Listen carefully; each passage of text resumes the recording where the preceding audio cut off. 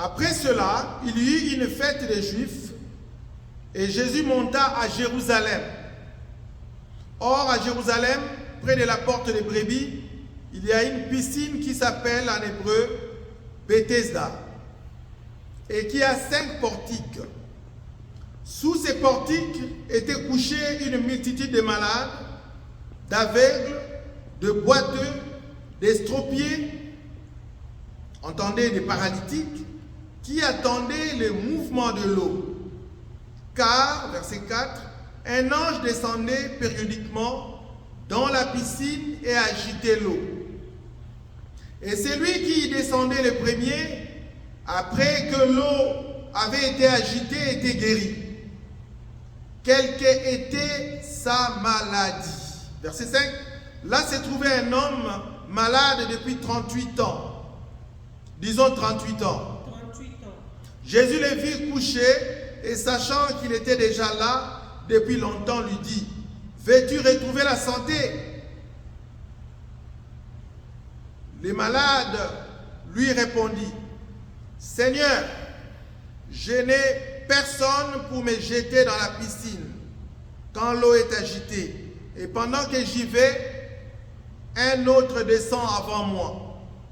Verset 8. Lève-toi, lui dit Jésus, prends ton lit et marche. Lève-toi, prends ton lit et marche. Verset 9. Aussitôt cet homme retrouva la santé. Il prit son lit et s'est mis à marcher. C'était le sabbat ces jours-là. Verset 11, je saute, verset 11. Il répondit, celui qui m'a rendu la santé m'a dit, prends ton lit et marche. Ils lui demandèrent, qui est l'homme qui t'a dit, prends et marche? Mais celui qui avait été guéri ne savait pas qui c'était, car Jésus avait disparu dans la foule qui était à cet endroit. Alléluia. Amen. Après cela, Jésus le trouva dans le temple et lui dit, voici, tu as retrouvé la santé, ne pêche plus de peur qu'il ne t'arrive quelque chose de pire. Cet homme s'en alla et dit aux Juifs que c'était Jésus qui lui avait rendu la santé. Amen. Amen. Bien-aimés, j'aime beaucoup ces récits de Jean 5, 1 à 15, où Jésus a guéri un paralysé, un homme paralysé, un paralytique qui était couché. La Bible dit que cet homme était malade depuis 38 ans. Alléluia. Cet homme était malade depuis 38 ans. Je ne sais pas si vous vous rendez compte, bien-aimés. 38 ans durant, cet homme était malade. Et il était toujours couché tout près de la piscine de Bethesda. Et c'est à la 38e année que Jésus est arrivé. Alléluia. Amen. Ça faisait 38 ans que cet homme était malade. Et Jésus est arrivé, certainement, il allait vers les 39 ans. J'aimerais, bien aimé, que nous puissions tous ensemble comprendre ces textes.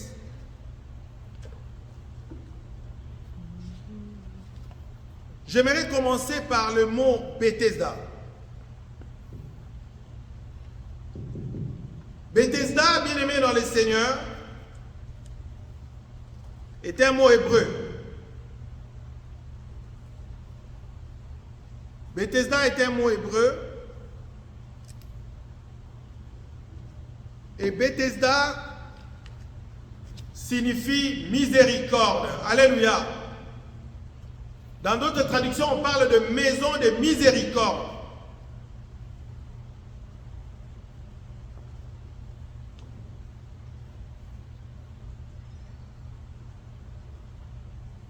Le mot Bethesda, bien-aimé, qui signifie miséricorde ou maison de miséricorde, peut signifier aussi maison de compassion. Et miséricorde lui-même signifie pitié, compassion, grâce, pardon accordé à ceux que l'on pouvait punir. Miséricorde signifie aussi vertu qui porte à avoir pitié des autres, à avoir compassion des misères d'autrui et à souhaiter les soulager. C'est la miséricorde. Miséricorde signifie aussi bonté, par laquelle Dieu fait grâce aux hommes et aux pécheurs. C'est pourquoi nous l'appelons Dieu miséricordieux. Alléluia. Amen. Et c'était ça la signification de Bethesda. Et Bethesda, c'était le nom d'une piscine. Et la Bible nous dit ici qu'il y avait un ange qui descendait de temps en temps. Dans d'autres versions, on dit l'ange descendait périodiquement. Alléluia. Amen. Il y avait un ange qui descendait périodiquement pour agiter l'eau. Et quand l'eau était agitée, un malade devait tomber. Bien aimé, figurez-vous que lorsque l'eau est agitée, ce n'est pas deux malades qui doivent tomber dans l'eau pour être guéris instantanément. C'est un seul malade par jour. Alléluia. Amen. Si, par exemple, dans 3 jours, l'eau n'était pas agitée, les gens attendaient jusqu'à ce que l'eau devait être agitée. Et voilà que cet homme qui avait fait 38 ans malade, lui était toujours au bord de la piscine, attendant qu'il tombe le premier. Attendant qu'on le jette dans la piscine, parce que cet homme ne savait pas s'élever, il ne savait pas marcher. C'était un paralytique, c'était un homme paralysé. Il dépendait des autres, il dépendait de ses parents qui devaient le prendre et le jeter le premier. Alléluia. Voilà que cet homme n'a jamais eu la chance ou l'opportunité de tomber le premier dans la piscine. Chaque fois qu'il voulait tomber, il y a un autre malade qui tombait. Chaque fois qu'il tombait et il voulait tomber, il y a un autre malade qui tombait et il était guéri. Quand l'ange venait après de quelques jours, l'eau est agitée et quelqu'un d'autre tombait. Et lui n'avait jamais eu la chance de tomber le premier dans la piscine pour être guéri. Alléluia. Amen. Au verset 1er, la Bible dit, Jésus monta à Jérusalem. Jésus venait d'une autre ville et il arriva à Jérusalem. Et là, il y avait une piscine appelée Bethesda. Et c'est 5 portiques ou portes, si vous voulez. Il y avait une piscine appelée Bethesda. Et il y avait des gens, des malades. La Bible dit au verset 3, il y avait un grand nombre de malades, des aveugles, des boiteux, des paralytiques qui attendaient le mouvement de l'eau. Un grand nombre. Ça veut dire que durant 38 ans, les gens qui tombaient dans la piscine, certes, étaient guéris, mais il y a d'autres qui venaient et qui n'avaient jamais eu cette opportunité. Amen. Amen. Mais ce jour-là, l'homme de Galilée est passé par là. Ce jour-là, le fils de David est passé par là. Ce jour-là, le fils de l'homme est passé par là. Ce jour-là, le fils de Dieu est passé par là. Alléluia. Amen. Ce jour-là, Jésus-Christ de Nazareth est passé. Et quand il est arrivé, la Bible dit, au verset 5, là se trouvait un homme malade depuis 38 ans. Verset 6, Jésus l'ayant vu, couché, et sachant qu'il était malade, depuis longtemps lui dit, veux-tu être guéri? Alléluia. Amen. Bien aimé, c'est notre thème de ce jour. Veux-tu être guéri? Amen. Amen. Notre thème est veux-tu être guéri? Jésus est venu, il a trouvé cet homme. Et ce que j'aime au verset 6, la Bible dit, Jésus l'ayant vu coucher et sachant qu'il était malade depuis longtemps. Amen. Amen. Je voudrais dire ici que Jésus connaît toutes choses. Amen. Jésus, sachant que cet homme était malade, bien-aimé, chaque fois quand tu pries, sache que Jésus connaît ta situation. Sache que Jésus connaît ta vraie situation. Jésus, sachant qu'il était malade depuis longtemps, lui dit,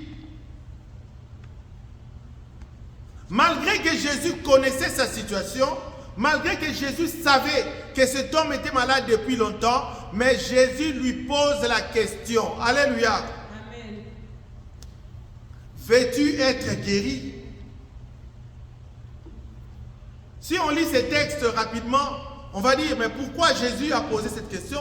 Lui qui est Dieu, lui qui savait que cet homme était malade depuis longtemps, pourquoi il ne l'a pas guéri directement? Alléluia. Bien-aimé, j'aimerais te dire que Jésus respecte notre volonté. Jésus respecte nos besoins. Jésus respecte nos désirs. Quelqu'un peut venir à l'église malade, avec des problèmes, mais si tu lui demandes qu'est-ce que tu veux que je te fasse, il va te dire autre chose. Alléluia. Amen.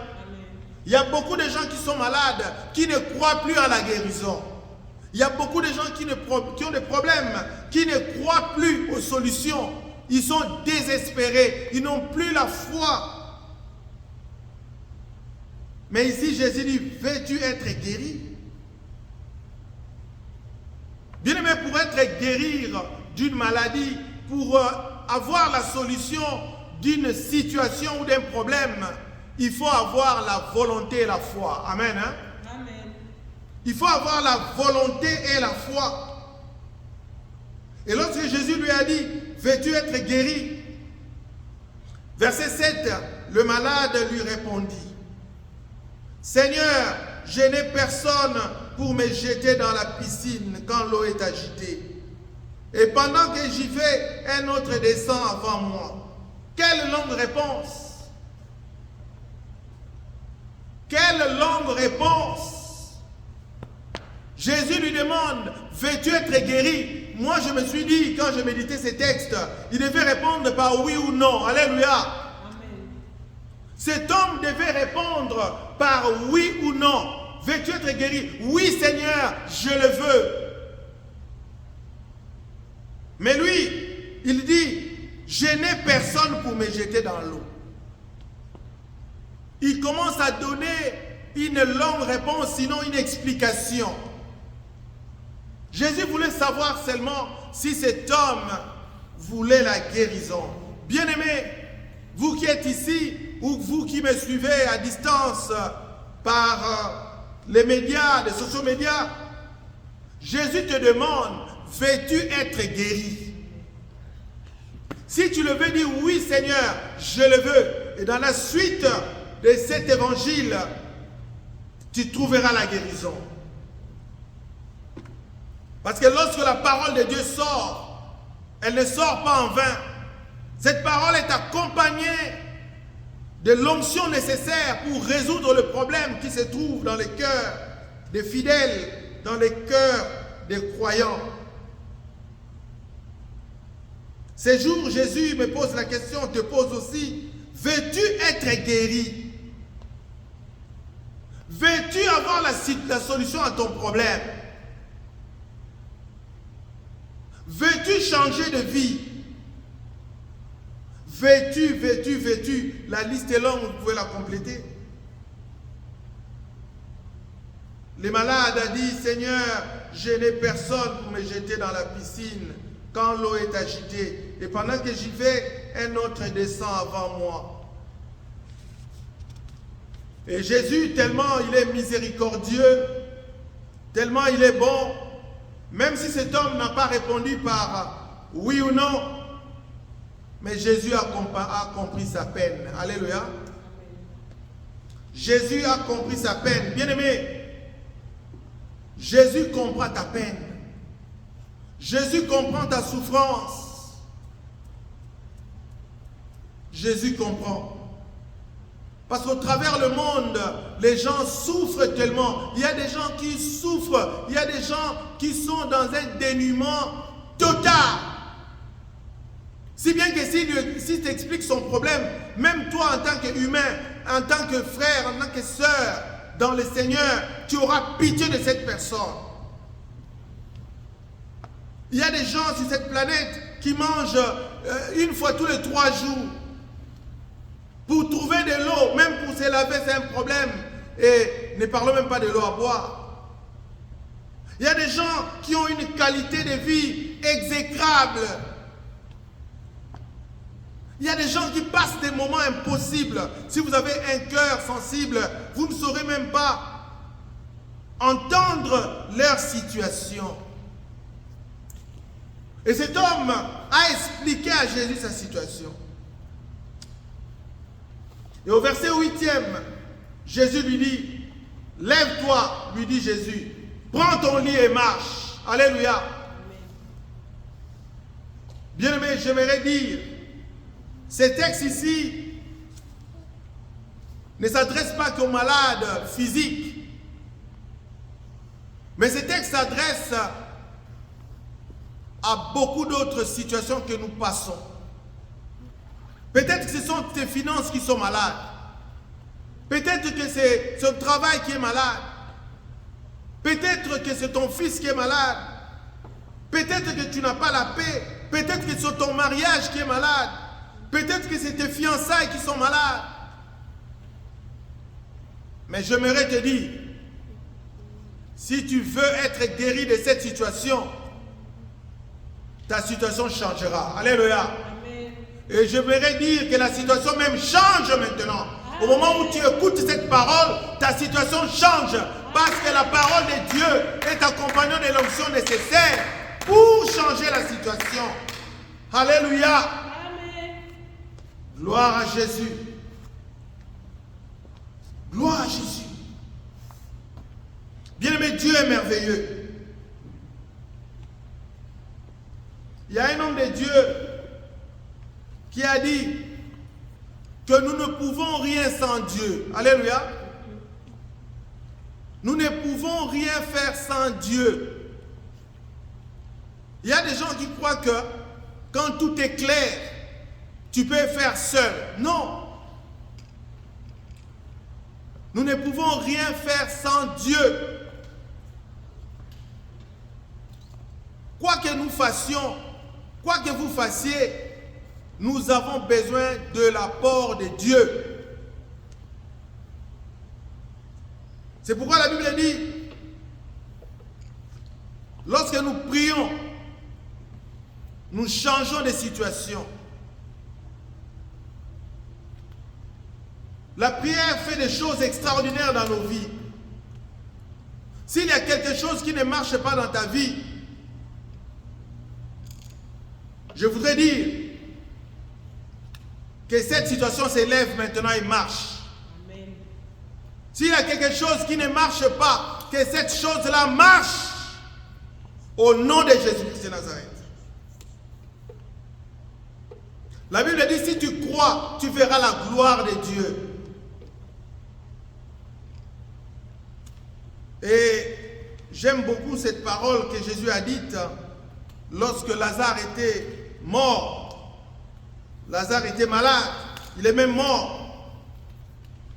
Et Marie suppliait Jésus, informait Jésus que Lazare, son frère, était mort.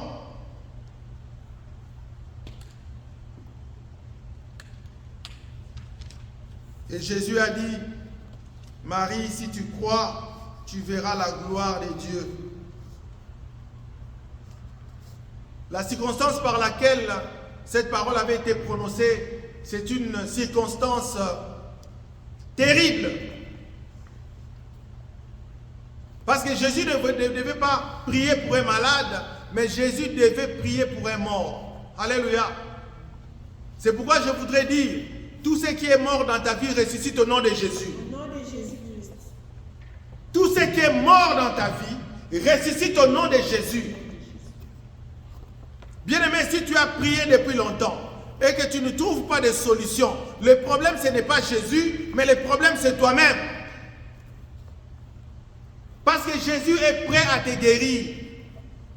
Mais est-ce que toi, tu es disposé à recevoir cette guérison? Parce qu'ici, Jésus n'est pas venu subitement et a pris le paralytique. Il lui a dit, lève-toi et marche. Il lui a dit, veux-tu être guéri? Il suffit que tu veuilles que tu sois guéri, Jésus te guérira. Et ce que j'aime dans ces textes aussi, un peu plus bas, nous allons lire. Ça, c'est merveilleux. Bien-aimé, j'aimerais te dire que tout ce que Jésus fait dans ta vie, c'est pour l'intérêt du royaume de Dieu. Alléluia. Tout ce que Jésus fait dans ta vie, c'est pour l'intérêt du royaume de Dieu. Si Jésus t'a préservé de la mort à 5 ans, c'était pour que tu sois son serviteur aujourd'hui. Amen.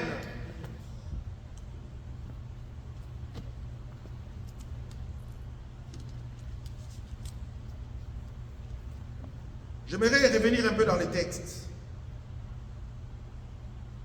La Bible dit à partir du verset 7, ici j'ai la version Thompson, la Bible dit, verset 6, Jésus le vit couché et sachant qu'il était déjà là depuis longtemps, lui dit, veux-tu retrouver la santé? C'est-à-dire, veux-tu être guéri? Le malade lui répondit, Seigneur, je n'ai personne pour me jeter dans la piscine quand l'eau est agitée. Et pendant que j'y vais, un autre descend avant moi. Lève-toi, lui dit Jésus, prends ton lit et marche. Aussitôt cet homme retrouva la santé. La Bible dit aussitôt cet homme retrouva la santé.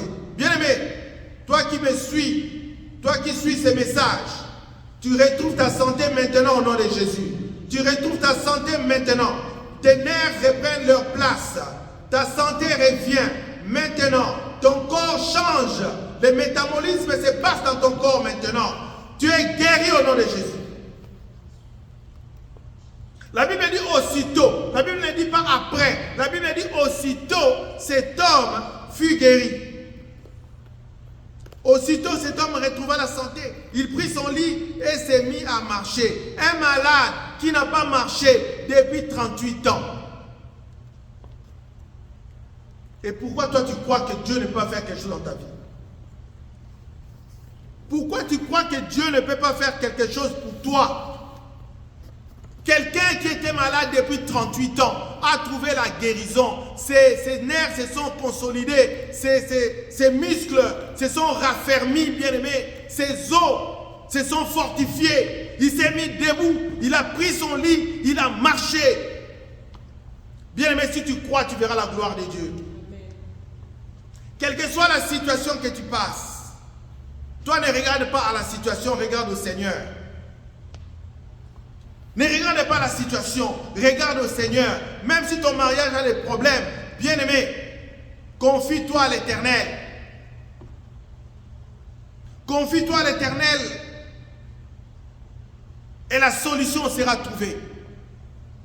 Moi, je crois que nous sommes encore au temps des miracles. Je crois que les miracles s'accomplissent encore parce que la Bible, dans le Nouveau Testament, dans ma Bible, elle est écrite. Voici les miracles qui s'accompliront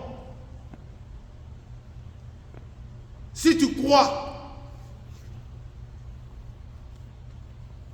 Voici les miracles.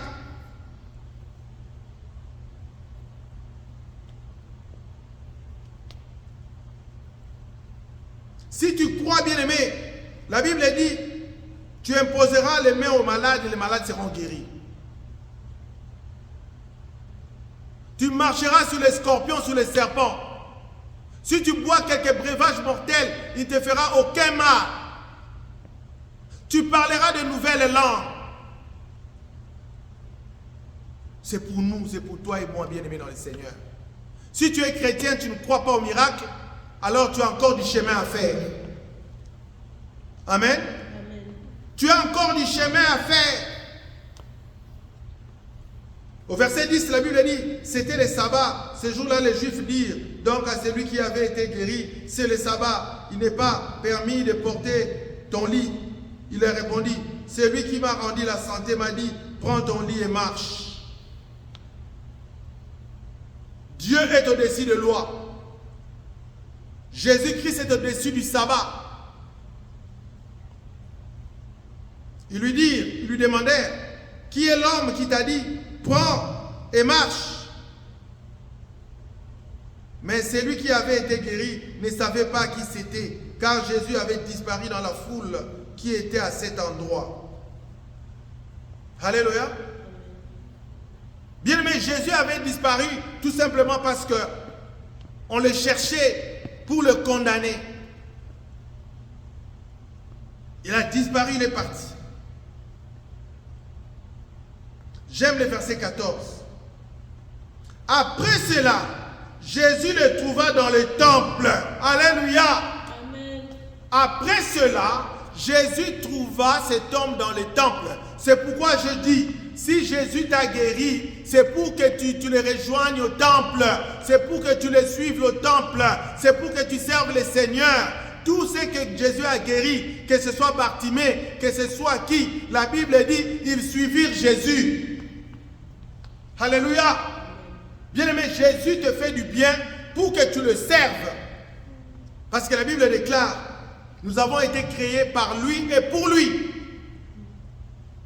Jésus ne te guérit pas pour que tu rentres dans le monde. Jésus ne te guérit pas pour que tu rentres dans le péché. Jésus ne te guérit pas pour que tu rentres dans la guindaille, pour que tu fasses n'importe quoi. Mais c'est pour que tu viennes au temple. Alléluia. Il y a des gens qui ne viennent qu'à l'église quand ça ne marche pas, quand tout va mal, quand ils n'ont pas l'argent, quand ils sont malades. Vous les voyez à l'église, prie pour moi, prie pour moi. Aussitôt que tu pries pour lui et que les choses marchent, même le témoignage, vous ne l'aurez pas. Même les témoignages, vous ne l'aurez pas. Il disparaît. 6 mois plus tard, il va appeler pour dire que non, j'ai encore un problème. Suivons le verset 15.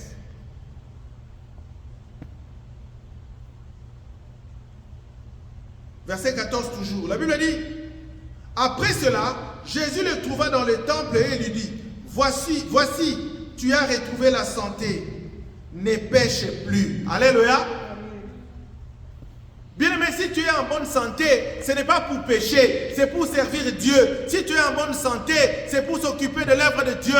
Si tu es en bonne santé, c'est pour prêcher l'évangile. Si tu as la bonne santé, c'est pour chanter pour le Seigneur. Si tu es en bonne santé, c'est pour intercéder pour les autres. Si tu es en bonne santé, c'est pour gagner les âmes. Si tu es en bonne santé, c'est pour annoncer Jésus dans les rues. Gloire à Jésus. Jésus trouva cet homme dans ce temple. Oh, je bénis cet homme. Jésus ne pêche plus. Et la suite, de peur qu'il ne t'arrive quelque chose de pire. De peur qu'il ne t'arrive quelque chose de pire. Bien-aimés, lorsque nous sommes dans le Seigneur, lorsque nous servons le Seigneur, le diable ne peut pas nous atteindre. Parce que nous marchons dans la voie sainte, dit Ésaïe. Nous marchons dans la voie sainte où il n'y a pas de bêtes féroces. Lorsque nous servons le Seigneur, le diable n'a pas le droit de t'atteindre. Le diable n'a pas la légalité. Il n'est pas autorisé de te toucher. Mais lorsque tu rentres dans le péché, quelque chose de pire peut t'arriver. C'est pourquoi, bien aimé, tu vois, quand tu sers Dieu, tout va bien, tu as la bonne santé, Dieu te fait grâce, etc., etc. Tu prospères à tous égards, comme dit 3 Jean 2. Tu prospères comme prospère l'état de ton âme. Bien, mais la Bible dit, je souhaite que tu prospères à tous égards. Lisons ça.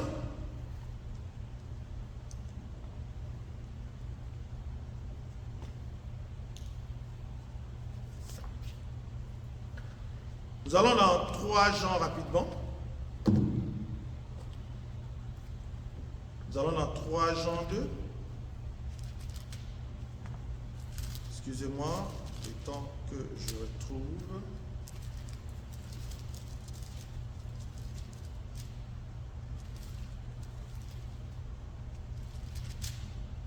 Dieu est merveilleux. Nous sommes dans 3e épître de Jean, au verset 2. Voilà, c'est trouvé. 3e épître de Jean, verset 2. Il n'y a qu'un seul chapitre là-bas. La Bible dit, bien-aimé, je souhaite que tu prospères à tous égards et que tu sois en bonne santé comme prospère ton âme. Bien-aimé, je voudrais vous donner la révélation de ce passage. Jésus-Christ souhaite que tu prospères à tous égards.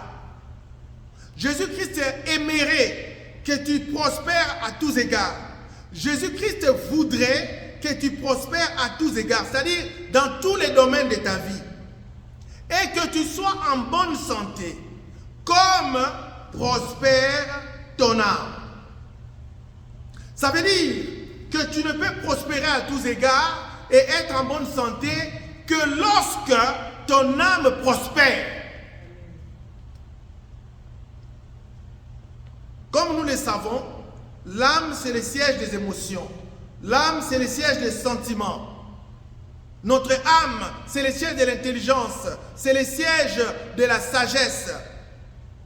Lorsque notre âme est soumise à Jésus, c'est alors que toutes les autres dimensions de votre vie seront aussi soumises à Jésus. Alléluia. C'est lorsque vous prospérez dans l'âme que les autres dimensions vont suivre. Je vais vous donner un exemple. Si vous êtes là, vous êtes tout le temps triste. Je vous ai dit que l'âme, c'est le siège des émotions, c'est le siège des sentiments. Si vous êtes tout le temps triste, bien aimé, vos affaires ne marcheront pas parce que votre âme ne prospère pas. Alléluia. La Bible se complète elle-même. C'est pourquoi vous verrez dans la Bible, il est écrit, soyez toujours joyeux.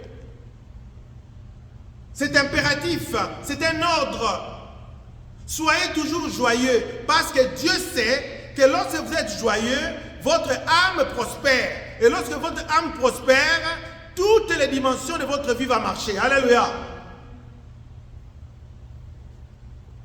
Donc, bien-aimés, ne confondez pas la prospérité dont je parle avec la prospérité écorchée que les gens prêchent ailleurs.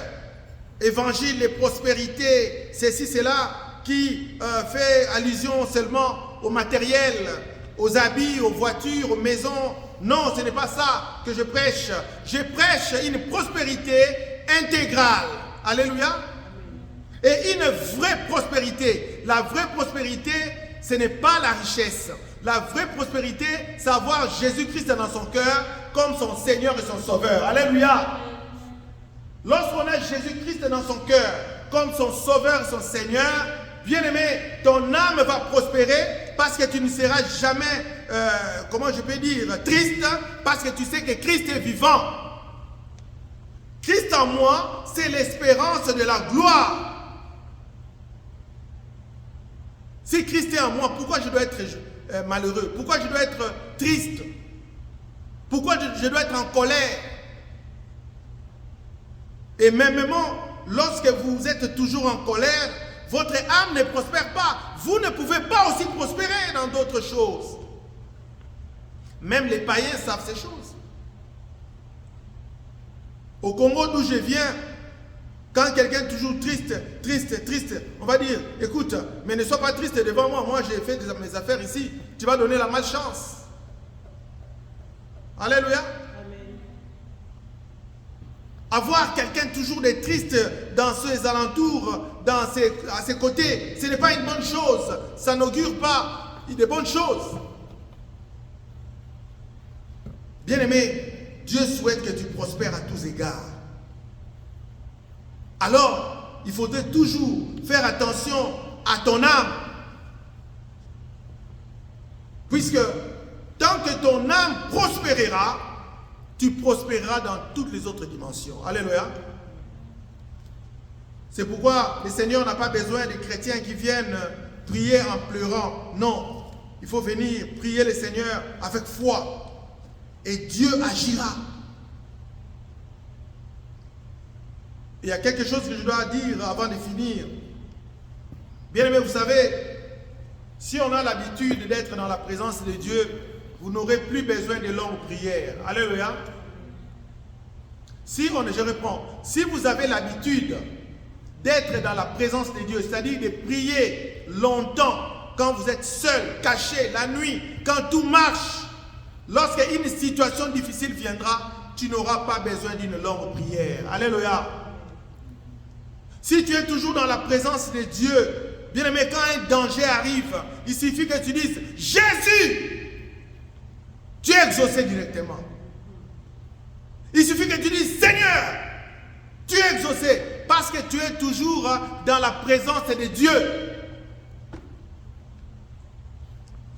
Mais c'est lorsque on ne prend pas le temps pour prier, on ne prend pas le temps pour aller à l'église, on ne prend pas le temps pour lire la Bible, on ne prend pas le temps pour méditer la parole de Dieu, que vous aurez affaire à de longues prières lorsqu'une situation arrive. Et j'aimerais même aller plus loin. Lorsque vous êtes tout le temps dans la présence de Dieu, lorsque vous craignez le Seigneur, vous n'aurez pas besoin de gêner pour prier pour quelqu'un. Alléluia. Quand vous rencontrez quelqu'un qui a besoin de la prière, directement vous allez vous mettre à prier et Dieu va vous exaucer. Bien aimé, je conclue en disant que Dieu veut que tu sois guéri, mais il te demande pour que tu puisses faire foi en lui. Il y a des gens qui viennent à l'église, mais qui ne font pas foi au Seigneur. Quand on prie, il vient, aujourd'hui, il rentre, il ne change pas. Une semaine après, c'est la même chose, la même situation. Mais si le même serviteur de Dieu prie pour quelqu'un d'autre, cette personne-là est guérie. Tout simplement, c'est au niveau de la foi que le problème se pose. Alors, bien-aimé, ce jour, je voulais te dire, tout simplement, que Jésus-Christ est ton Bethesda. Alléluia. Tu n'as plus besoin d'aller tomber dans une piscine quelconque. Tu n'as pas besoin qu'on parte te laver chez une maman. Tu n'as pas besoin que tu ailles, je ne sais pas moi, dans quel pays tu te trouves, que tu rentres dans ton pays d'origine pour qu'on te fasse les gris-gris. Mais là où tu es, Jésus peut te guérir. Lèvons-nous.